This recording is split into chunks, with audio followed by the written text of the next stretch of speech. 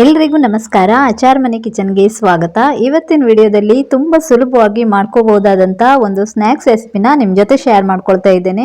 ತುಂಬ ಸುಲಭವಾಗಿ ಮಾಡ್ಕೋಬಹುದು ಹಾಗೂ ಟೇಸ್ಟು ಕೂಡ ಅಷ್ಟೇ ಚೆನ್ನಾಗಿರ್ತದೆ. ಬನ್ನಿ ಹಾಗಾದರೆ ಯಾವ ರೀತಿ ಮಾಡೋದು ಅಂತ ನೋಡೋಣ.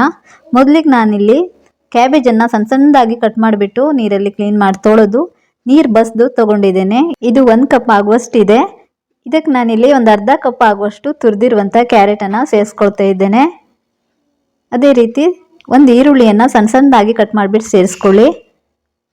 ಅದೇ ರೀತಿ ಕರಿಬೇವಿನ ಸೊಪ್ಪನ್ನು ಈ ರೀತಿ ಸಣ್ಣ ಸಣ್ಣದಾಗಿ ಕಟ್ ಮಾಡಿಬಿಟ್ಟು ಸೇರಿಸ್ಕೊಳ್ತಾ ಇದ್ದೇನೆ. ಘಮ ತುಂಬ ಚೆನ್ನಾಗಿ ಬರ್ತದೆ. ಹಾಗೂ ಒಂದು ಮೀಡಿಯಂ ಗಾತ್ರದ ಆಲೂಗಡ್ಡೆಯನ್ನು ಬೇಯಿಸಿ ತೊಗೊಂಡಿದ್ದೇನೆ. ಒಂದು ಅರ್ಧ ಸ್ಪೂನ್ ಆಗುವಷ್ಟು ಶುಂಠಿ ಬೆಳ್ಳುಳ್ಳಿ ಪೇಸ್ಟನ್ನು ಸೇರಿಸ್ಕೊಳ್ಳಿ. ಹಾಗೂ ಒಂದು ಹಸಿಮೆಣಸಿನಕಾಯಿನ ಸಣ್ಣ ಸಣ್ಣದಾಗಿ ಕಟ್ ಮಾಡಿಬಿಟ್ಟು ಸೇರಿಸ್ಕೊಳ್ತಾ ಇದ್ದೇನೆ. ಖಾರ ನೋಡಿಬಿಟ್ಟು ಸೇರಿಸ್ಕೊಳ್ಳಿ. ಸ್ವಲ್ಪ ಕೊತ್ತಂಬರಿ ಸೊಪ್ಪನ್ನು ಸೇರಿಸ್ಕೊಳ್ತಾ ಇದ್ದೇನೆ. ಹಾಗೂ ದೊಡ್ಡ ಸ್ಪೂನಲ್ಲಿ 1.5 ಸ್ಪೂನ್ ಆಗುವಷ್ಟು ಕಡಲೆ ಹಿಟ್ಟನ್ನು ಸೇರಿಸ್ಕೊಳ್ತಾ ಇದ್ದೇನೆ. ಸ್ವಲ್ಪ ಅರ್ಧ ಸ್ಪೂನ್ ಆಗುವಷ್ಟು ಜೀರಿಗೆಯನ್ನು ಸೇರಿಸ್ಕೊಳ್ಳಿ. ರುಚಿಗೆ ತಕ್ಕಷ್ಟು ಉಪ್ಪನ್ನು ಸೇರಿಸ್ಕೊಂಡ್ಬಿಟ್ಟು 1 ಸ್ಪೂನ್ ಆಗುವಷ್ಟು ನೀರನ್ನು ಸೇರಿಸ್ಕೊಂಡ್ರೆ ಸಾಕು. ಜಾಸ್ತಿ ನೀರನ್ನು ಸೇರಿಸ್ಕೊಳ್ಳೋದಕ್ಕೆ ಹೋಗಬೇಡಿ. ನಾವು ಇದಕ್ಕೆ ಈರುಳ್ಳಿ ಎಲ್ಲ ಸೇರಿಸಿರೋದ್ರಿಂದ ನಾವು ಮಿಕ್ಸ್ ಮಾಡ್ಕೊಳ್ಳುವಾಗ ಈರುಳ್ಳಿಯಲ್ಲಿರುವಂಥ ನೀರಿನಂಶ ಎಲ್ಲ ಬಿಟ್ಕೊಳ್ಳುತ್ತೆ. ಹಾಗಾಗಿ ಈ ರೀತಿ ಕೈಯಲ್ಲಿ ಚೆನ್ನಾಗಿ ಕಿವುಚ್ಬಿಟ್ಟು ಕಲಿಸ್ಕೋಬೇಕು. ನೋಡ್ತಾ ಇರ್ಬೋದು, ಹಿಟ್ಟನ್ನು ಈ ರೀತಿ ಪಕೋಡ ಹದಕ್ಕೆ ಕಲಿಸ್ಕೋಬೇಕು. ಇವಾಗ ನೋಡಿ ಕಲಿಸ್ಕೊಂಡಿದ್ದಾಗಿದೆ. ಇವಾಗ ಕೈಗೆ ಸ್ವಲ್ಪ ನೀರನ್ನು ತಾಗಿಸ್ಕೊಂಡ್ಬಿಟ್ಟು ಸ್ವಲ್ಪನೇ ಹಿಟ್ಟನ್ನು ಈ ರೀತಿ ಕೈಯಲ್ಲಿ ತಗೊಂಡು ಚಿಕ್ಕ ಚಿಕ್ಕ ಉಂಡೆಗಳನ್ನಾಗಿ ರೆಡಿ ಮಾಡ್ಕೊಳ್ಳಿ. ನೋಡಿ ಈ ರೀತಿ ಉಂಡೆ ಮಾಡ್ಕೊಂಡ್ರೆ ಸಾಕು. ನೀವು ಇದಕ್ಕೆ ನಿಮ್ಗೆ ಇಷ್ಟವಾದಂಥ ತರಕಾರಿಗಳನ್ನು ಕೂಡ ಸೇರಿಸ್ಕೋಬಹುದು.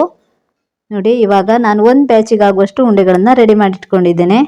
ಮೊದಲಿಗೆ ಎಣ್ಣೆಯನ್ನು ಕಾಯೋದಕ್ಕಿಟ್ಟಿದ್ದೆ. ಕಾದ ಎಣ್ಣೆಗೆ ನಾವು ರೆಡಿ ಮಾಡಿಟ್ಕೊಂಡಿರುವಂತಹ ಈ ಉಂಡೆಗಳನ್ನು ಒಂದೊಂದಾಗಿ ಬಿಟ್ಕೋಬೇಕು. ಈ ಉಂಡೆಗಳನ್ನು ಬಿಟ್ಕೊಂಡಾದ್ಮೇಲೆ ಬಿಟ್ಟ ತಕ್ಷಣ ಸೌಟ್ ಹಾಕಬಾರ್ದು. ಸ್ವಲ್ಪ ಫ್ರೈ ಆದಮೇಲೆ ಅದನ್ನು ಹಾಕೋಬೇಕು. ನೋಡಿ ಈ ರೀತಿ ನಿಧಾನವಾಗಿ ತಿರ್ಸ್ಕೊಳ್ತಾ ಫ್ರೈ ಮಾಡ್ಕೋಬೇಕು. ಗ್ಯಾಸನ್ನು ಆದಷ್ಟು ಮಧ್ಯಮ ಉರಿಯಲ್ಲಿ ಇಟ್ಕೊಂಡ್ಬಿಟ್ಟು ಇದನ್ನು ಬೇಯಿಸ್ಕೋಬೇಕು. ಈ ರೀತಿ ಮಧ್ಯದಲ್ಲಿ ಅದನ್ನು ತಿರ್ಸ್ಕೊಳ್ತಾ ಫ್ರೈ ಮಾಡ್ಕೋಬೇಕು.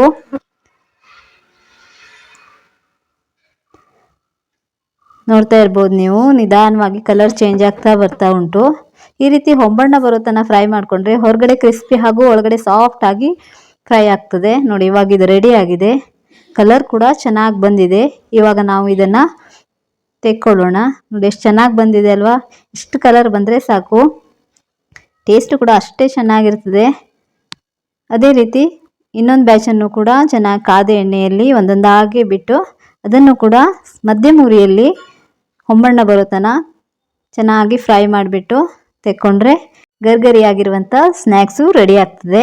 ನೋಡಿ ಎಷ್ಟು ಚೆನ್ನಾಗಿ ಬಂದಿದೆ ಅಂತ. ಟೇಸ್ಟು ಕೂಡ ಅಷ್ಟೇ ಚೆನ್ನಾಗಿರ್ತದೆ. ಮಕ್ಕಳು ಕೂಡ ತುಂಬ ಇಷ್ಟಪಟ್ಟು ತಿಂತಾರೆ ಇದನ್ನು. ಸಂಜೆ ಟೀ ಜೊತೆಗೆ ಈ ರೀತಿ ಒಂದು ಸ್ನ್ಯಾಕ್ಸ್ ಮಾಡಿಕೊಂಡ್ರೆ ತುಂಬ ಚೆನ್ನಾಗಿರ್ತದೆ. ಅದೇ ರೀತಿ ಇದಕ್ಕೆ ಬಳಸಿರುವಂಥ ಸಾಮಗ್ರಿಗಳು ಸಾಮಾನ್ಯವಾಗಿ ಎಲ್ಲರ ಮನೆಯಲ್ಲೂ ಕೂಡ ಇದ್ದೇ ಇರ್ತದೆ. ಹಾಗಾಗಿ ಎಲ್ಲರೂ ಮನೆಯಲ್ಲಿ ಈ ರೆಸಿಪಿಯನ್ನು ಒಮ್ಮೆ ಟ್ರೈ ಮಾಡಿ ಹಾಗೂ ಹೇಗಾಯಿತು ಅಂತ ಕಮೆಂಟ್ ಸೆಕ್ಷನಲ್ಲಿ ತಿಳಿಸಿ. ವಿಡಿಯೋ ಇಷ್ಟ ಆದರೆ ವಿಡಿಯೋಗೊಂದು ಲೈಕ್ ಮಾಡಿ ಹಾಗೂ ಚಾನಲ್ನ ಸಬ್ಸ್ಕ್ರೈಬ್ ಮಾಡೋದನ್ನು ಮರಿಬೇಡಿ. Thank you for watching.